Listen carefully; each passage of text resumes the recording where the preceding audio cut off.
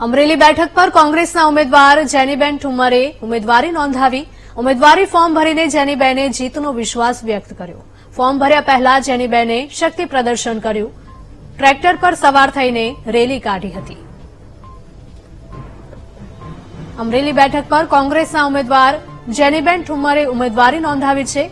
ઉમેદવારી ફોર્મ ભરીને જેનીબેને જીતનો વિશ્વાસ વ્યક્ત કર્યો. ફોર્મ ભર્યા પહેલા જેનીબેને કર્યું હતું શક્તિ પ્રદર્શન. ટ્રેક્ટર પર સવાર થઈને રેલી પણ કાઢી હતી.